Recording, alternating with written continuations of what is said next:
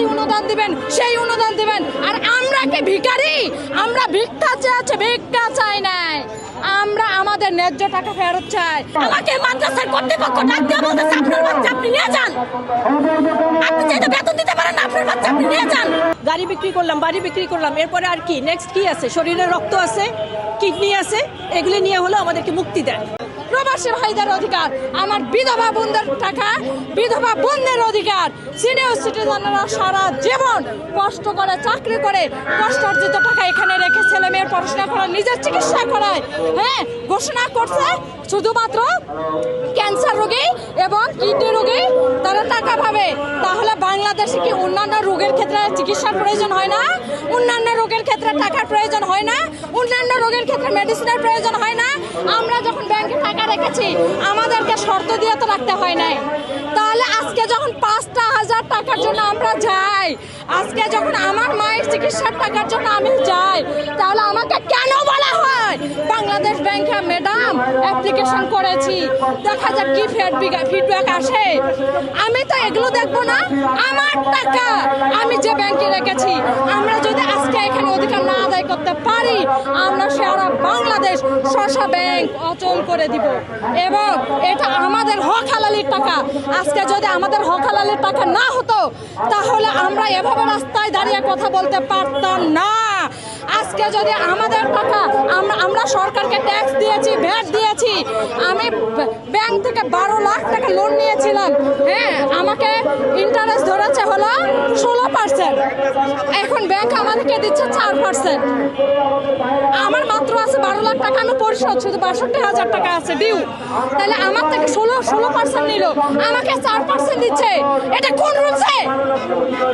পৃথিবীর কোন ইতিহাসে আছে? আপনারা দেশ পরিচালনা করবেন, ভালো কথা, সব দিকে খেয়াল রেখে করতে হবে। একজন পরিবারের পর তার অনেক দায়িত্ব। একজন পরিবারের সদস্যদের সবার দিকে দায়িত্ব রাখতে হবে, সবার দিকে চোখ কান খোলা রাখতে হবে।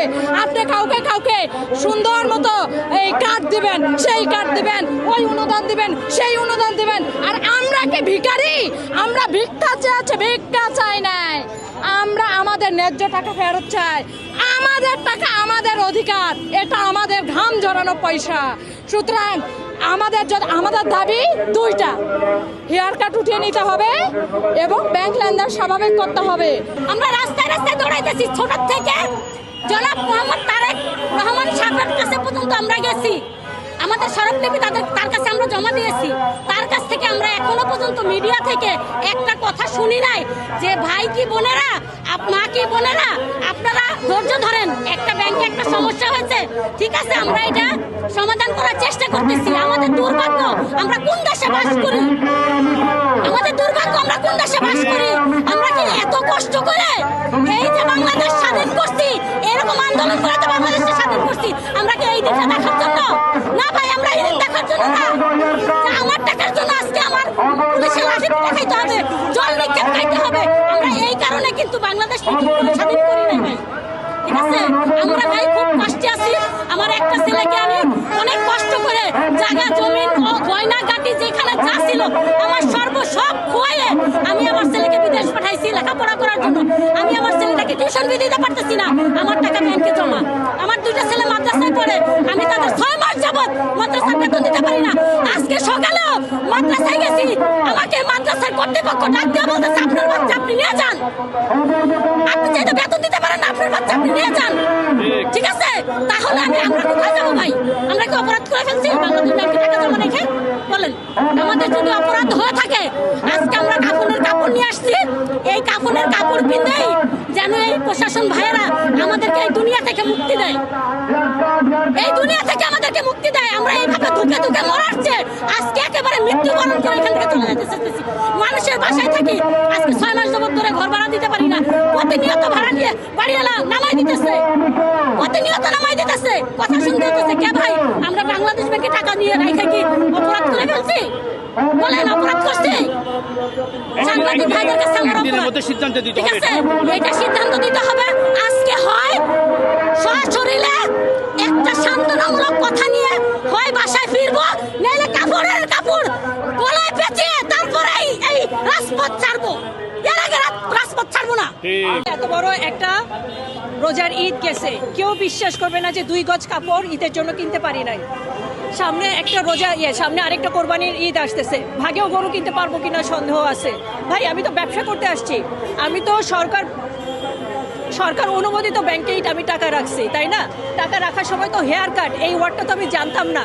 এখন এগুলি কোত্থেকে আমদানি হয়েছে এইসব ওয়ার্ড, কি জানি হেয়ার কাট, এগুলি তো আমাদের মানার কথা ছিল না। এখন আমরা কি করে খাবো? আমাদের টাকা তো আমাদেরকে ফেরত দিতে হবে। আমাদের টাকা ব্যাংক গ্যারান্টি করা, ব্যবসার টাকা ফিক্সড ডিপোজিট করা, আরও ইনভেস্টমেন্ট আছে, স্টক মার্কেটে ইনভেস্টমেন্ট করা আছে।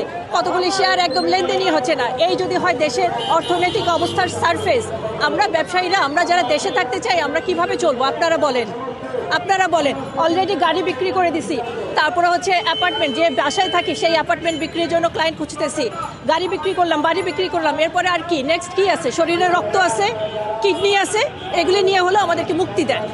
আমরা আর পারতেছি না, বিশ্বাস করেন আর পারতেছি না। এগুলি আমরা যখন টাকা দিই, আমরা যখন টাকা রাখি, আমরা যখন লেনদেন করি, এই হেয়ার কাট ওয়ার্ডটা আমরা জানতাম না। এখন আমাদেরকে এগুলি শিখায় কোনো লাভ নাই। বহু টাকা বহুভাবে ওখানে নষ্ট করতেছেন আপনারা। আমাদের আমানতের টাকা, আমাদের ব্যবসার টাকা, আমাদের কষ্টের টাকা ঠিকমতো ফেরত দিয়ে দেন, এটাই হচ্ছে আমাদের চাওয়া। আমরা চাই আমাদেরকে একটা আশ্বাস দিক, আমাদের লেনদেন স্বাভাবিক করুক, হেয়ার কাট বাতিল করে দিয়ে লেনদেন স্বাভাবিক করলেই আমাদের ব্যাংক স্বাভাবিক হয়ে যাবে, আমরা স্বস্তি পাবো, এটাই আমাদের দাবি। এই যে হেয়ার কাট করা হয়েছে, এটাতে আসলে আপনাদের সমস্যাটা কি হচ্ছে? আর কোন কোন ব্যাংক শাখায় আপনারা গিয়েছিলেন বা কোথায় কোথায় গিয়ে আপনারা মানে হেয়ার কাট এটা ব্যাংক সমস্যা হতেই পারে না।